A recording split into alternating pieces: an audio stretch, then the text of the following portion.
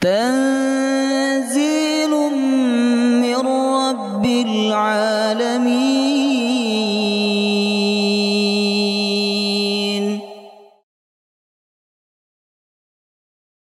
يا أيها الذين آمنوا إذا قيل لكم تفسحوا في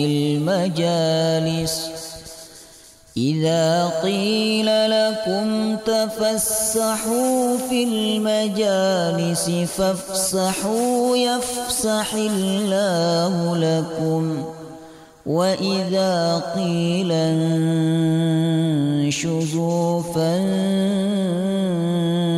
فانشزوا يرفع الله الذين آمنوا منكم والذين أوتوا العلم درجات، والله بما تعملون خبير.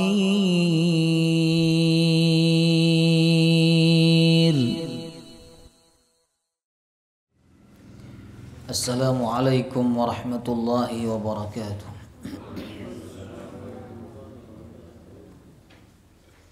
بسم الله الرحمن الرحيم. الحمد لله رب العالمين، نحمده ونستعينه ونستغفره، ونعوذ بالله من شرور أنفسنا ومن سيئات أعمالنا. من يهده الله فلا مضل له، ومن يضلل فلا هادي له. أشهد أن لا إله إلا الله وحده لا شريك له، وأشهد أن محمدا عبده ورسوله لا نبي ولا رسول بعده. اللهم صل وسلم على نبينا محمد وعلى آله وصحبه أجمعين. اللهم علمنا ما ينفعنا وانفعنا بما علمتنا وزدنا علما وعملا واجعلنا من الصالحين، آمين ya rabbal alamin. Alhamdulillah, senantiasa kita bersyukur kepada Allah yang selalu memberikan nikmat kepada kita semua. Di antara nikmatnya yaitu kita dikumpulkan oleh Allah di dalam majelis ilmu.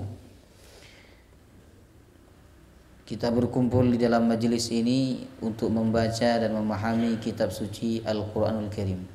Sebab kewajiban kita terhadap Al-Quran, Bapak Ibu, tidak hanya membacanya tapi juga memahaminya. Dengan memahaminya kita akan dapat tadabbur. Dengan begitu kita juga bisa mengamalkan. Semoga Allah Subhanahu wa taala senantiasa memberikan kita keistiqomahan untuk bersama Al-Quran. Amin ya rabbal alamin. Baik, kita lanjutkan tafsir surah Ali Imran. Masuk ayat berapa sekarang?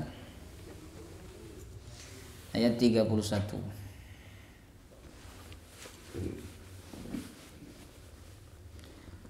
A'udzu billahi minasy syaithanir rajim.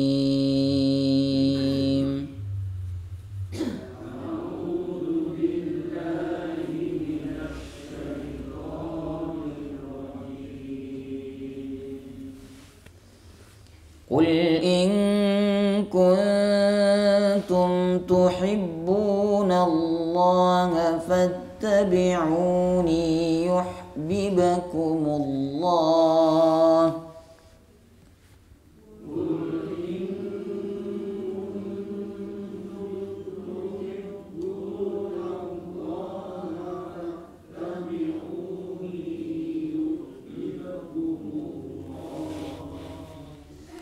Yuhibbukumullah wa yaghfir lakum dzunubakum.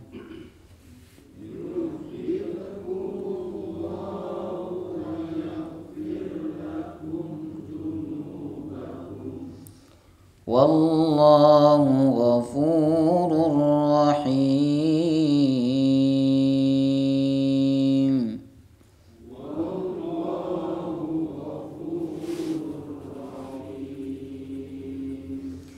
Qul ati'u Allah war rasul.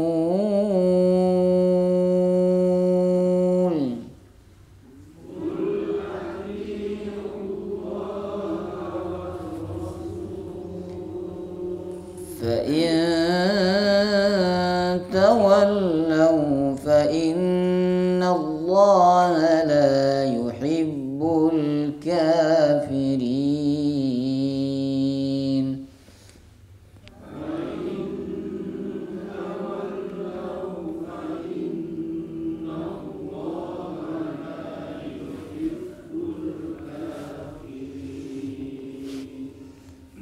Baik ya. Ayat 31 ini ayat yang sangat masyhur, sering disampaikan. Ayat ini merupakan bukti cinta kepada Allah Subhanahu wa taala. Allah berfirman, "Qul," katakanlah, "in kuntum tuhibbunallah," jika kalian mencintai Allah, fattabi'uni, maka ikutilah aku, kata Nabi. Yuhibbukumullah. Yuhibbukumullah, Allah akan mencintai kalian, wa yaghfir lakum dzunubakum, dan Allah akan mengampuni dosa-dosa kalian. Wallahu ghafurur rahim. Allah Maha Pengampun lagi Maha Penyayang. Ayat ini dikatakan oleh sebagian ulama sebagai ayatul imtihan, ayat ujian, di mana ada orang yang mengaku cinta kepada Allah maka diuji dengan ayat ini. Ya, diuji dengan ayat ini. Benar nggak dia cinta kepada Allah? Maka kalau dia cinta kepada Allah harus diuji dengan ayat ini. Fattabi'uni, dia harus mengikuti aku, kata Rasulullah. Jadi bukti cinta kepada Allah adalah mengikuti Rasulullah sallallahu alaihi wasallam. Karena yang tahu cara mencintai Allah itu, yang paling tahu adalah Rasulullah. Makanya kalau kita mengaku cinta kepada Allah, tapi kok kita tidak mengikuti orang yang paling dicintai oleh Allah Subhanahu wa taala, itu cintanya tidak sah, cintanya batal. Itu hanya cinta yang mengaku-ngaku, cinta palsu. Jamaah rahimakumullah. Ayat ini ada sebab turunnya, Bapak Ibu. Jadi di kalangan orang-orang Yahudi itu, mereka ada yang mengatakan kami cinta kepada Allah. Ya, kami cinta kepada Allah Subhanahu wa taala. Di antara mereka ada yang berkata, "Wallah ya Muhammad, inna lanuhibbu rabbana." Wahai Muhammad, demi Allah, kami sangat mencintai Tuhan kami, yaitu Allah. Karena Tuhannya orang Yahudi juga Allah, sebagaimana Tuhan kaum muslimin. Kemudian pernyataan itu diceritakan oleh Allah dalam Al-Quran di ayat yang lain. Wa qalatil yahudu wan nasara nahnu abnaullahi wa ahibba'u. Ya, ini pernyataan mereka di ayat yang lain. Orang Yahudi dan orang Nasrani berkata, kami ini anak-anaknya Allah dan orang-orang yang dicintai oleh Allah Subhanahu wa taala, atau orang-orang yang sangat mencintai Allah Subhanahu wa taala. Nah, maka padahal mereka tidak memeluk agama Islam, Bapak Ibu. Jadi mereka mengaku cinta kepada Allah, tapi mereka tidak beriman kepada Rasulullah sallallahu alaihi wasallam. Maka Allah Subhanahu wa taala menurunkan ayat ini, kemudian Allah memerintahkan Nabi Muhammad untuk menyampaikan kepada mereka. Ya, kata Allah, "Qul," sampaikan Muhammad kepada mereka. "In kuntum tuhibbunallah," jika kalian menyatakan cinta kepada Allah, fattabi'uni, maka ikutilah aku. Beriman kepada aku. Ya, beriman kepada aku, kata Nabi. Kalau kalian mengaku cinta kepada Allah tapi tidak beriman kepada aku, tidak mengikuti jalanku, maka cinta kalian hanya cinta yang mengaku-ngaku. Jemaah rahimakumullah, ya. Baik, jadi bukti cinta kepada Allah nawa ittiba kepada Rasulullah sallallahu alaihi wasallam. Maka buktikan pengakuan cinta kita, Bapak Ibu. Cinta tanpa bukti itu hanya ngaku-ngaku saja. Ya. Cinta itu butuh pembuktian. Ya, ada orang tidak ngomong cinta, tetapi dia banyak pembuktiannya. Ada orang bolak-balik ngomong cinta, tapi tidak ada pembuktiannya. Kalau cuma ngomong gampang, anak kecil bisa, ya kan? Anak TK itu aku cinta Allah, aku cinta Rasulullah, gampang. Jemaahullah, ya kan? Semua orang bisa menyatakan cinta Allah, cinta Rasulullah, ya kan? Tapi tidak semua orang membuktikan cintanya. Ya, Allah tidak memerlukan kata-kata. Nabi tidak membutuhkan kata-kata. Yang dilihat oleh Allah bukan kata-kata kita, tapi pembuktian. Jemaah rahimakumullah. Kalau ada dua orang ini, Bapak Ibu, ya, satu menyatakan cinta, aku cinta panjenengan, aku demen sama panjenengan, aku sayang sama panjenengan, ya kan? Tapi nggak ada pengorbanannya. Yang satu ini nggak ada ngomong cinta, nggak ada ngomong sayang, nggak ada ngomong demen, tapi pengorbanannya luar biasa. Mana yang panjenengan lihat dan mana yang panjenengan jadikan sebagai kasih? Yang pertama, yang kedua? Yang kedua, jemaah rahimakumullah. Jadi Allah itu tidak membutuhkan kata-kata kita. Allah tidak melihat ucapan kita. Ya, dalam hal ini yang Allah lihat adalah pembuktian cinta kita kepadanya. Jemaah rahimakumullah. Ya. Cinta itu apa? Halo? Hah? Apa itu cinta?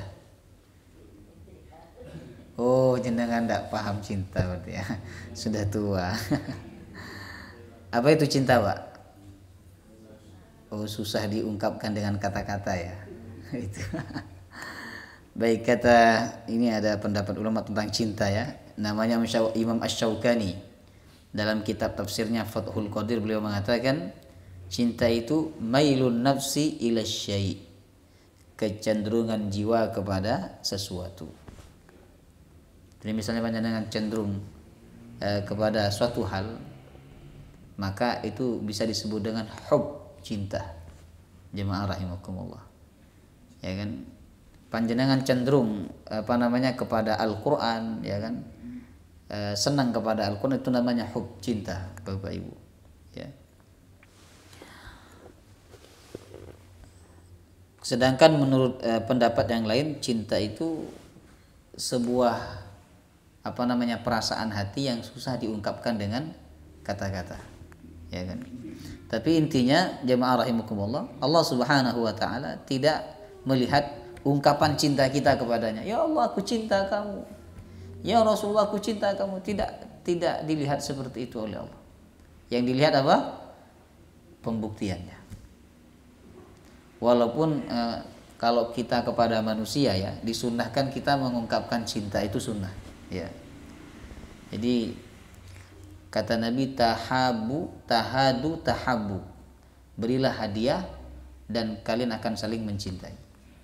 Dan disunahkan kita untuk mengungkapkan cinta kita kepada sesama muslim. Misalnya saya kepada Pak Anto, uhibbuka fillah. Aku cinta panjenengan karena Allah. Ini sama laki-laki nggih. Bukan kepada perempuan yang bukan mahramnya. Jemaah rahimakumullah. Itu disunahkan karena ungkapan itu bisa menambah rasa cinta antara keduanya. Jemaah rahimakumullah. Panjenengan bapak-bapak kalau sering mengungkapkan kepada istrinya, ibu saya sayang panjenengan, senang gak ibu-ibu kalau suaminya seperti itu? Hah? Nggak, serius ini. Jenengan suka nggak kalau suaminya begitu? Suka, Pak. Fitrah wanita itu suka diberikan kata-kata indah.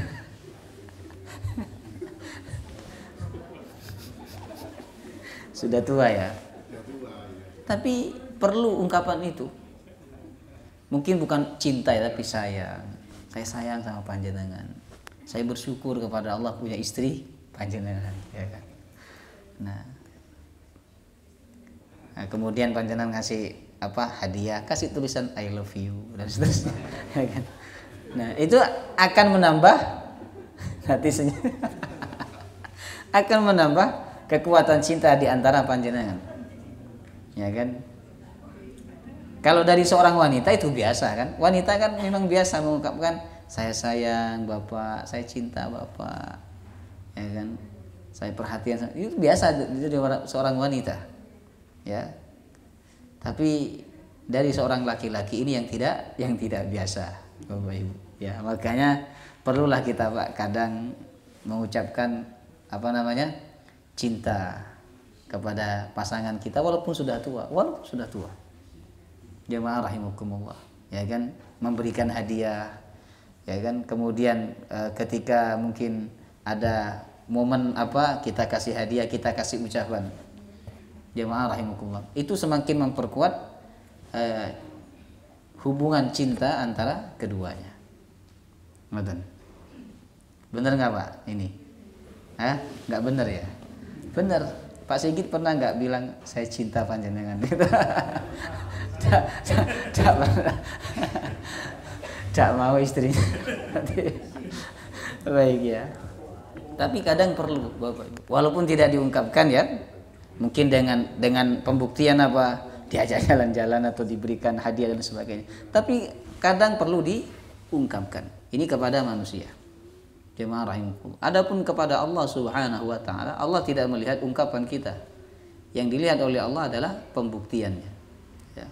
Kemudian di dalam ayat ini, Bapak Ibu, cara membuktikan cinta kepada Allah Subhanahu wa taala yaitu fattabi'uni, maka ikutilah aku. Aku di sini adalah Nabi Muhammad sallallahu alaihi wasallam. Jadi dengan apa kita membuktikan cinta kita kepada Allah, yaitu dengan ittiba, berittiba kepada Rasulullah sallallahu alaihi wasallam. Tanpa ittiba, maka pengakuan cinta kita itu semuanya dusta. Jemaah rahimakumullah, ya.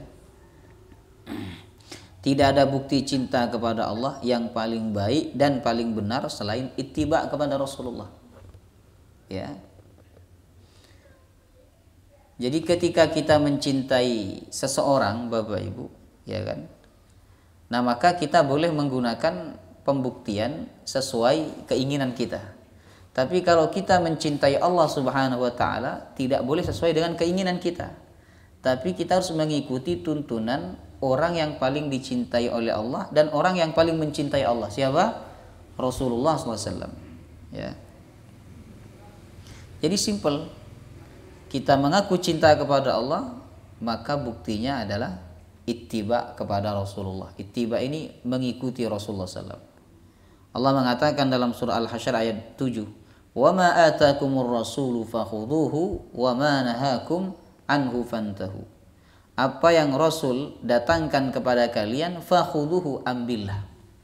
Dan apa yang dilarang kepada kalian, maka jauhilah. Jadi diperintahkan kita lakukan, tidak diperintahkan tidak kita lakukan.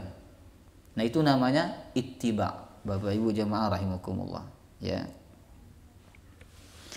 Tidak ada pilihan bagi orang beriman ketika Allah dan Rasulnya memerintahkan kecuali sami'na wa ata'na. Dalam surah An-Nur ayat 51, "Innama kana qaulal mu'minin idza du'u ila Allah wa rasulihi ay yaqulu liyahkuma bainakum ay yaqulu sami'na wa ata'na." Tidak ada ucapan bagi orang beriman ketika diajak kepada Allah dan Rasulnya untuk memberikan keputusan di antara mereka dengan hukum Allah dan Rasulnya, melainkan ucapan sami'na wa ata'na, kami dengarkan dan kami taati. Kemudian di ujung ayat Allah mengatakan wa ulaika humul muflihun, sesungguhnya mereka itu adalah orang-orang yang beruntung. Jadi orang beruntung itu, Bapak Ibu, adalah orang yang berittiba, orang yang mengikuti Rasulullah sallallahu alaihi wasallam. Pokoknya kalau kita berhadapan dengan perintah Allah dan perintah Rasulnya, maka kita mengatakan sami'na wa ata'na, kami dengarkan dan kami taati. Kami dengarkan di sini kami pahami dan kami taati, bukan kami tentang. Tidak seperti orang Yahudi, memahami tapi setelah itu ditentang. Jemaah rahimakumullah, ya. Orang beriman itu memahami untuk ditaati, untuk diamalkan. Ya kan? Jemaah rahimakumullah.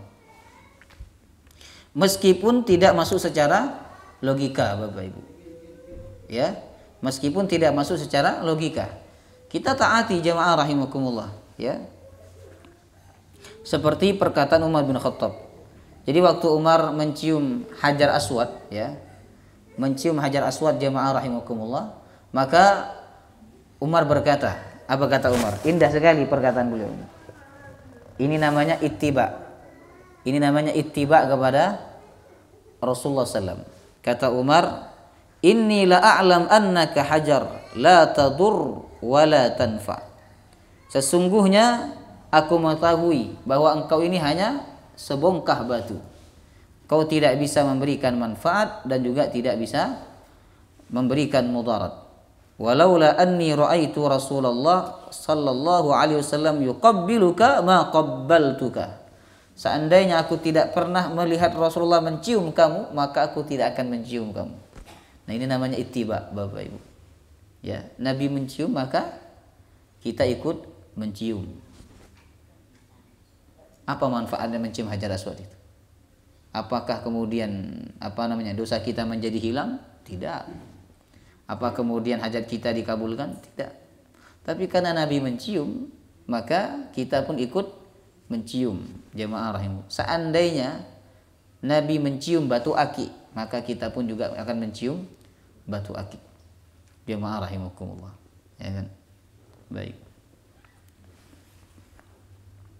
Kemudian ada kisah jamaah rahimakumullah, ya, tentang ittiba ini yang luar biasa, Bapak Ibu.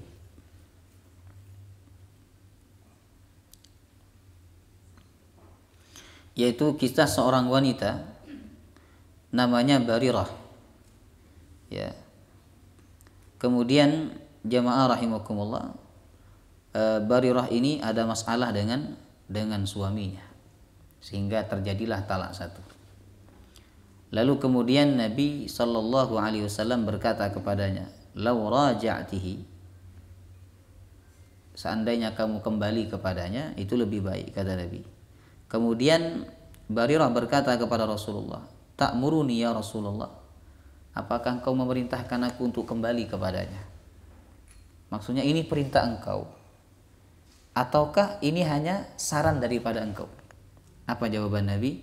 Innama ashfa. Aku hanya memberikan saran kepada Anda. Subhanallah. Apa jawabannya Barirah? La hajata li fihi. Saya tidak butuh lagi kepada suami saya. Artinya Barirah tidak ingin kembali lagi kepada suaminya. Tapi kalau diperintahkan oleh Nabi, walaupun dia tidak mau kepada suaminya, dia akan tetap kembali, Bapak Ibu. Ini namanya apa? Ittiba. Manut, sami'na wa ata'na. Makanya Barirah bertanya kepada Rasulullah, "Ya Rasulullah, ini perintah atau ini hanya saran dari panjenengan?" Kata Nabi, "Ini hanya saran." Subhanallah, Bapak Ibu. Ya. Jadi jamaah rahimakumullah, itulah namanya ittiba, mengikuti Rasulullah.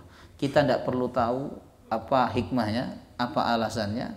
Kemudian walaupun itu menyakitkan, walaupun itu menyusahkan, namanya juga ittiba, maka harus dilakukan, jamaah rahimakumullah. Kemudian apa yang harus kita ikuti dari Rasulullah itu? Apakah semuanya harus kita ikuti tanpa terkecuali? Bahkan makanannya, pakaiannya, kemudian rumahnya, kendaraannya, hartanya, pasangannya? Nah, tentu tidak, Bapak Ibu. Yang harus kita ittiba kepada Nabi itu hanya 3 aspek saja, ya. Diingat ini. Hanya 3 aspek saja. 1, aspek akidah. Jadi akidah kita harus sama dengan akidah Nabi sallallahu alaihi wasallam. Kalau akidah kita tidak sama dengan akidah Nabi, maka kita tidak dianggap ittiba. Nah, orang Yahudi, Bapak Ibu, mengaku cinta kepada Allah, tapi akidah mereka tidak sama dengan akidahnya Nabi Muhammad, maka cinta mereka tertolak, ya. Yang kedua, kita ittiba kepada Nabi dalam aspek ibadah. Jadi seluruh ibadah kita itu harus ngikutin Nabi sallallahu alaihi wasallam. Bapak Ibu, baik ibadah wajib maupun ibadah sunnah, ikut Nabi. Ya kan? Kita tidak boleh membuat sendiri, jamaah rahimakumullah, atau menambahi atau mengurangi. Bapak Ibu jamaah rahimakumullah. Itu bukan ittiba namanya. Ittiba ini mengikuti tanpa mengurangi dan tanpa menambahi. Jamaah rahimakumullah. Dalam aspek ibadah kita ngikuti Nabi SAW. Jangan membuat hal yang baru dalam ibadah. Nabi SAW mengatakan dalam hadis yang sahih, "Man amila amalan laisa alaihi amruna fahuwa raddun." Siapa yang melakukan suatu amal ibadah yang mana itu tidak ada dalam urusan kami, tidak ada dalam tuntunan kami, kata Nabi, fahuwa raddun, maka amal itu raddun, tertolak. Jamaah rahimakumullah. Ya, walaupun dilakukan berkali-kali, ya kan? Tapi kalau tidak ada tuntunan dari Nabi, maka raddun, tertolak, Bapak Ibu. Jamaah rahimakumullah. Ya. Nah, kemudian yang ketiga, kita ittiba kepada Nabi itu dalam bidang muamalah. Muamalah akhlak. Jadi akhlak kita harus sama dengan akhlak Nabi. Ya kan? Baru itu dianggap ittiba. Ada sebagian orang ibadahnya ittiba kepada Nabi, tapi akhlaknya nggak ngikutin Nabi. Bapak Ibu. Akidahnya sama dengan Nabi, ibadahnya sama dengan Nabi, tapi akhlaknya nggak sama dengan Nabi SAW. Ya kan? Nah, itu belum sempurna ittibanya. Kalau akidah kita, ibadah kita, muamalah kita ittiba kepada Nabi SAW, itulah sempurna, Bapak Ibu. Ittiba lin Nabi sallallahu alaihi wasallam. Ya. Adapun selain tiga perkara ini, kita tidak diperintahkan untuk ittiba kepada Nabi. Di bidang akidah, ibadah, muamalah. Selain tiga perkara ini, tidak perlu kita ittiba kepada Nabi. Misalnya aspek kepribadian Nabi. Kepribadian itu selera, Bapak Ibu. Rumah Nabi itu di Madinah besar atau kecil? Kecil. Apakah kita sunnah punya rumah kecil? Tidak, Bapak Ibu. Nanti pulang dari sini rumahnya dirobohkan, dikecilkan. Karena ayatnya fattabi'uni, ikutilah aku. Yang diikuti rumahnya, sunnah yang lain tidak diikuti. Ya kan? Kemudian istri Nabi itu pertama janda atau gadis? Apakah sunnah kita menikah pertama istrinya gadis, janda? Sunnah tidak? Sunnah tidak seorang laki-laki itu menikah pertama harus dengan janda? Tidak, Bapak Ibu. Ya kan? Nah, itu sisi basyariah namanya, sisi kemanusiaan. Yang harus kita ikuti ini sisi kerasulannya, bukan kemanusiaannya. Sisi kemanusiaan tidak perlu kita ikuti. Nabi makan kurma, jamaah rahimakumullah. Ya kan, sehari-hari makan kurma. Maka kita sehari-hari tidak sunnah makan kurma. Karena yang makan kurma saat itu bukan hanya Nabi SAW. Bapak Ibu. Orang non muslim pun saat itu juga makan kurma. Ya kan? Walaupun dalam kondisi tertentu kita disunahkan makan kurma kan, buka puasa, sahur, Bapak Ibu. Tapi sehari-hari kita tidak disunahkan makan kurma. Ya. Kemudian daging yang paling disukai oleh Nabi itu daging apa? Kambing. Apakah kita sunnah makan daging kambing? Tidak. Jamaah rahimakumullah. Itu namanya sisi basyariah. Nabi itu kalau menggunakan pakaian apa? Gamis kan? Nih seperti saya, Bapak Ibu. Apakah sunnah pakai gamis? Tidak. Karena Abu Lahab pun juga pakai gamis saat itu. Jamaah rahimakumullah. Ya. Itu namanya sisi basyariah. Nabi pakai apa itu namanya? Yang udeng-udeng. Imamah, jamaah. Apakah sunnah pakai imamah? Tidak, Bapak Ibu. Ya. Karena selain Nabi pun saat itu juga menggunakan. Karena itu pakaian orang Arab memang. Jamaah rahimakumullah.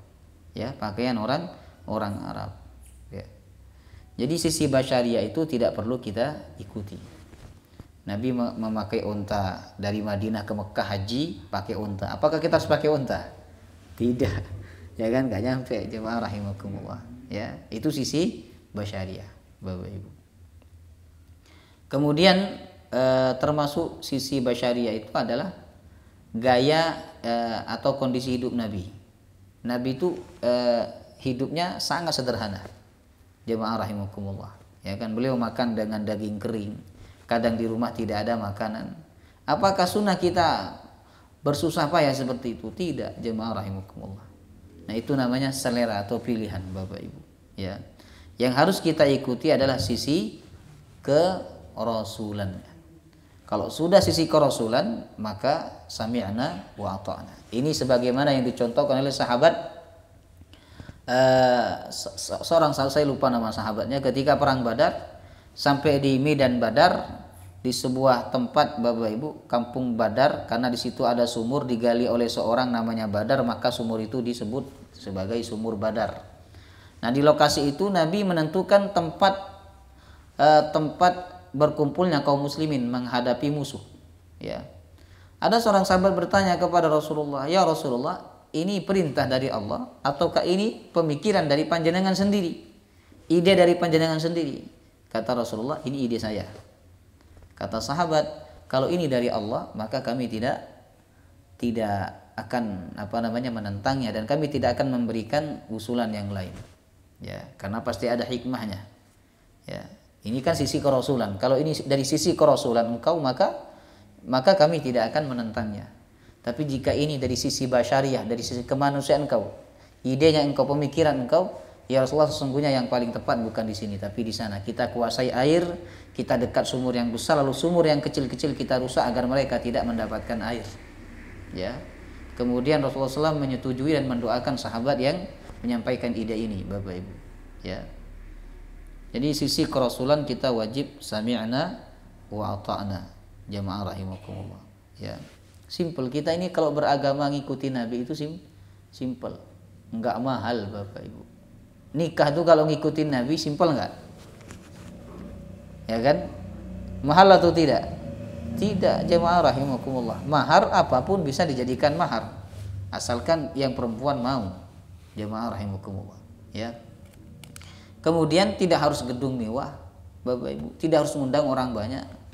Tidak harus dekorasi dan sebagainya. Ya kan? Nikah itu syaratnya ada saksi, ada wali, apalagi ada mempelai laki-laki dan perempuan, kemudian ijab kabul. Selesai. Mahar tidak wajib dibawa ketika akdun nikah. Jamaah rahimakumullah. Jadi sangat simpel sekali, Bapak Ibu. Ya. Yang bikin ribet itu tradisi, ya, atau kebudayaan atau kebiasaan, ya kan, yang sudah mendarah daging, sehingga ketika tidak melakukan itu dicela oleh masyarakat, ya kan. Orang lebih takut kepada celaan masyarakat daripada ittiba kepada Rasulullah Sallallahu Alaihi Wasallam, Bapak Ibu. Jadi buktikan cinta kita kepada Allah dengan cara ittiba terhadap Rasulullah Sallallahu Alaihi Wasallam. Nah, agar kita bisa ittiba kepada Rasulullah, itu perlu kita mengamalkan surah Al-Ahzab ayat 21. Laqad kana lakum fi Rasulillahi uswatun hasanatun liman kana yarjullaha wal yawmal akhir wa dzakarallaha katsira. Sungguh telah ada dalam diri Rasulullah sebagai Rasul uswatun hasanah, suri tauladan yang baik.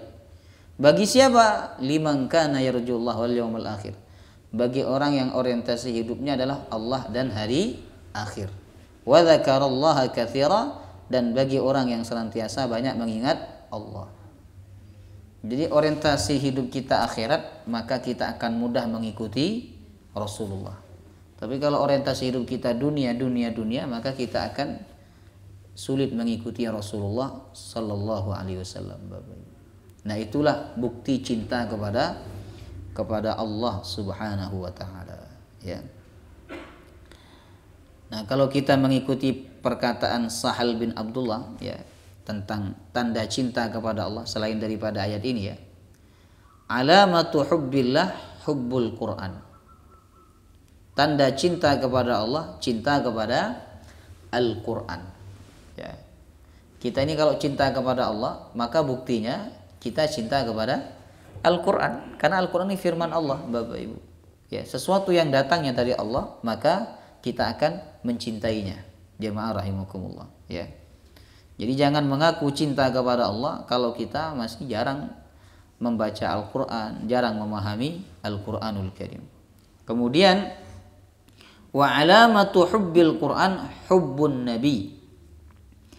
Tanda cinta kepada Al-Quran adalah cinta kepada Nabi sallallahu alaihi wasallam. Wa alamatu hubbin Nabi hubbus sunnah. Adapun tanda cinta kepada Nabi yaitu cinta kepada sunnahnya. Jamaah rahimakumullah. Ya. Sedangkan pendapat imam yang lain yaitu Imam Al-Ahlimi mengatakan tanda cinta kepada Allah itu adalah lam yu'iddal masaib allati yaqdiha alaihi isa'atan minhu ilaihi. Dia tidak menganggap musibah yang Allah berikan kepadanya itu sebagai bentuk Allah tidak sayang kepadanya, Allah zalim kepadanya, Allah berbuat buruk kepadanya. Dia tidak menganggap seperti itu. Orang cinta itu dia akan menganggap apapun yang datang dari yang dia cintai itu sebagai bentuk kasih sayang. Jamaah rahimakumullah, ya. Karena sayang itu Bapak Ibu tidak hanya memberi ya, tapi menahan atau mengambil juga bentuk sayang. Ya, panjenengan kalau sayang kepada anak itu kan bisa dalam bentuk memberi.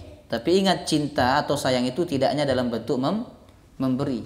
Kita tidak memberi juga bisa bentuk sayang kepada anak. Atau kita mengambil apa yang sedang dipegang oleh anak, ya kan? Kita ambil, HP-nya kita ambil. Jamaah rahimakumullah. Itu juga bisa bentuk sayang. Begitu juga dengan Allah. Jadi jangan mengira bahwa sayangnya Allah kepada kita ketika Allah mengabulkan apa yang kita inginkan. Tidak hanya itu. Tapi Allah tidak memberi apa yang kita minta, itu bisa jadi bentuk sayangnya Allah. Atau bahkan Allah mengambil apa yang kita miliki, itu juga bisa jadi bentuk sayangnya Allah Subhanahu wa ta'ala, Bapak Ibu. Ya.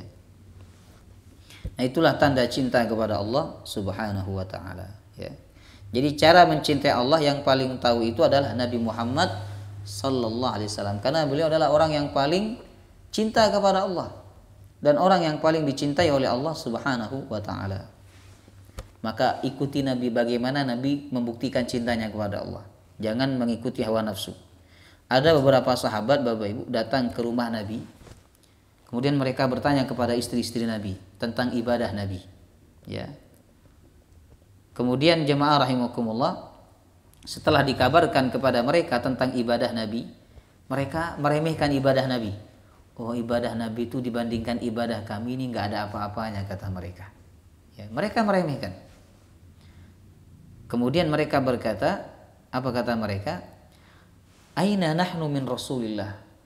Posisi kami dibandingkan Rasulullah ini jauh lebih baik kami, kata mereka.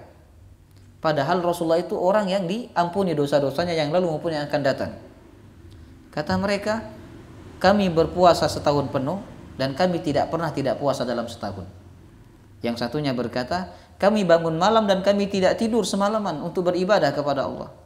Yang satunya berkata, kami tidak menikah, kami menjauhi perempuan agar kami fokus beribadah kepada Allah. Kemudian berita itu sampai kepada Nabi, bahwa ada orang puasa sepanjang tahun, ada juga orang yang setiap malam sholat tanpa tidur, Bapak Ibu. Jadi dari Isya sampai subuh dia sholat, jemaah rahimakumullah. Ada juga orang yang tidak menikah karena ingin fokus beribadah kepada Allah. Itu didengar oleh Nabi. Kemudian Nabi SAW berkata kepada mereka, Innama ana a'lamukum billah wa akhsyakum lahu. Aku ini orang yang paling tahu tentang bagaimana mencintai Allah daripada kalian.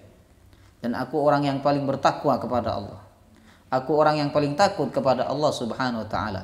Ya, kata Nabi, aku ini orang yang paling takut kepada Allah, yang paling bertakwa kepada Allah. Walakinni akumu wa anam. Tapi aku bangun malam, tapi aku juga tidur, kata Nabi. Aku bangun malam, tapi aku juga tidur. Jadi tidur dulu baru bangun malam. Setelah bangun malam tidur lagi, subuh Nabi bangun. Jemaah rahimakumullah. Wa asumu wa uftir. Aku puasa, tapi juga ada hari di mana aku tidak puasa, kata Nabi. Wa atazawwajun nisa, dan aku menikahi perempuan. Jemaah rahimakumullah, ya kan? Jadi jangan membuktikan cinta kepada Allah itu dengan hawa nafsu, Bapak Ibu, ya kan? Tapi ikutilah tuntunan Nabi SAW, karena yang paling bertakwa, yang paling takut kepada Allah adalah Nabi Muhammad sallallahu alaihi wasallam. Jemaah rahimakumullah, ya. Kemudian balasan ketika kita ittiba kepada Rasulullah. Balasannya dua. Yang pertama, yuhibbukumullah, Allah akan mencintai kalian. Subhanallah.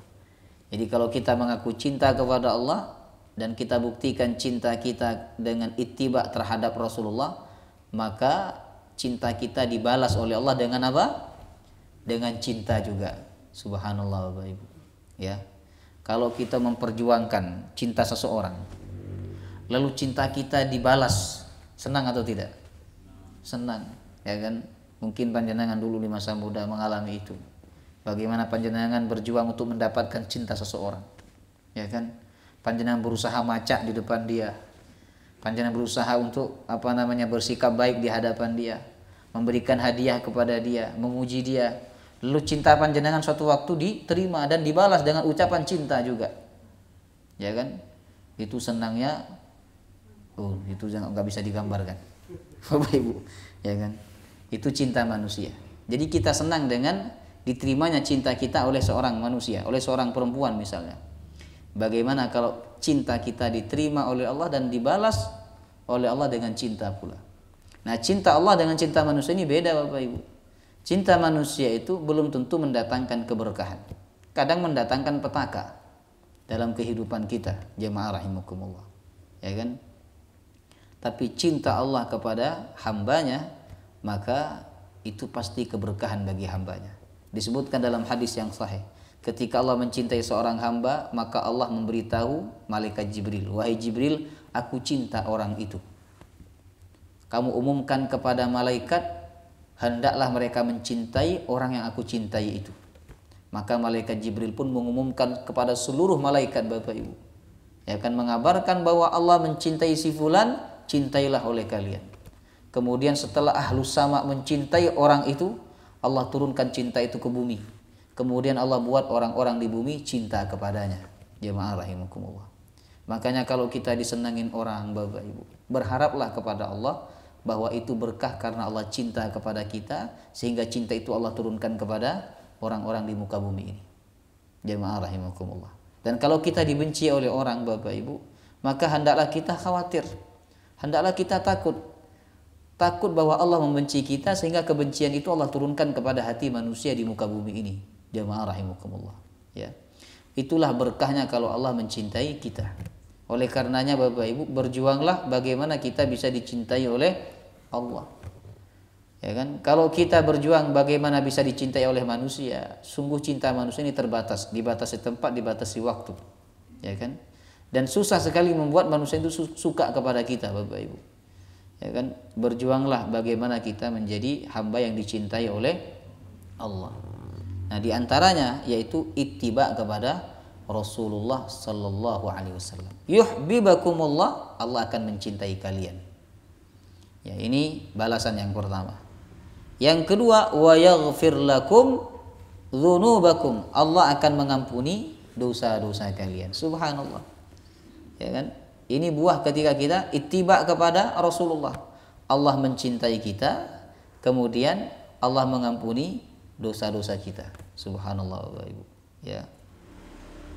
Ini dalil kata sebagian ulama bahwa apabila kita melakukan amal soleh dan amal soleh kita itu sesuai tuntunan Rasulullah, maka amal soleh kita itu akan menjadi sebab Allah mencintai kita, Allah akan menghapus dosa-dosa kita. Jadi sholat tadi kita Bapak Ibu, sholat maghrib ya, dan sholat kita itu ittiba kepada Rasulullah, rakaatnya sama, bacaannya sama, gerakannya sama, jamaah Allah, ittiba kepada Rasulullah. Maka sholat kita tadi membuat Allah mencintai kita dan Allah mengampuni dosa-dosa kita. Ya, itu untungnya ittiba kepada Rasulullah SAW.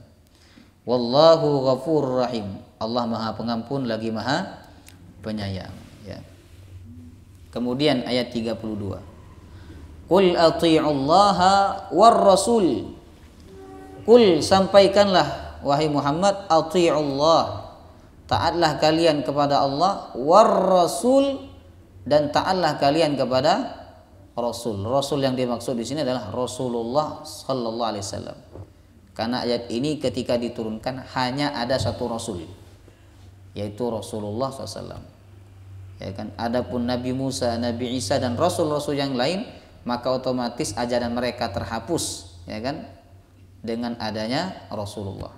Tidak diterima iman mereka kepada rasul-rasul yang lain apabila mereka tidak beriman kepada Rasulullah sallallahu alaihi wasallam.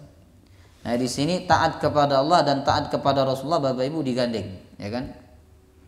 Nah, ini menunjukkan bahwa taat kepada Allah saja tapi tidak mengikuti Rasulullah, maka taatnya tertolak. Ya kan? Hanya mengikuti Al-Qur'an, tidak mengikuti hadis, tidak mengikuti sunnah, maka imannya tertolak. Jadi hanya percaya kepada Al-Qur'an. Kan ada itu gerakan ingkarus sunnah, mengingkari sunnah. Karena golongan ini mengatakan hadis Nabi itu baru ditulis di masa Al-Bukhari, di masa Imam Malik, yang mana masa itu sangat jauh dengan Nabi sallallahu alaihi wasallam. Mereka mengingkari. Mereka hanya percaya kepada Al-Qur'an. Nah, alias mereka hanya taat kepada Al-Qur'an. Dan orang yang seperti ini tidak mungkin bisa memahami dan menerapkan agama dengan baik. Sebab di dalam Al-Qur'an Bapak Ibu tidak disebutkan bagaimana caranya ruku, bagaimana caranya sholat, bagaimana caranya wudu, tidak disebutkan. Di mana cara sholat itu disebutkan? Sunnah. Di mana cara wudu itu disebutkan? Di dalam hadis, dalam sunnah. Jemaah rahimakumullah. Makanya konsekuensi ketika kita taat kepada Allah, maka kita harus taat kepada Rasulullah sallallahu alaihi wasallam. Ada juga ulama mengatakan ati Allah ini merujuk kepada amalan wajib.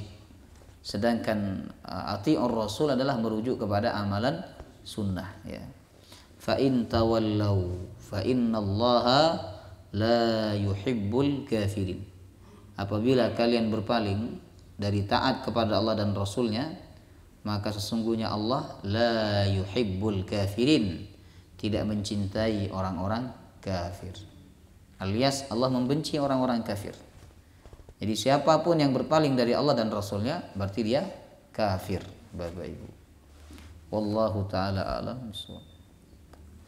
Ayat 33 ini tentang kisahnya umat terdahulu.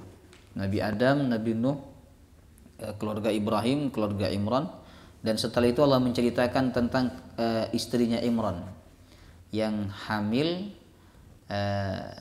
Ketika dia hamil, dia bernazar bila anaknya laki-laki maka akan diabdikan ke Baitul Maqdis, ya. Jemaah rahim. Ternyata yang lahir anak perempuan. Nah, insyaallah kita bahas pekan depan, Bapak. Baik, insyaallah kita lanjut pekan depan. Mari sama-sama kita tutup dengan doa kafaratul majlis. Subhanakallahumma wa bihamdika asyhadu an la ilaha illa anta astaghfiruka wa atubu ilaik. Assalamualaikum warahmatullahi wabarakatuh.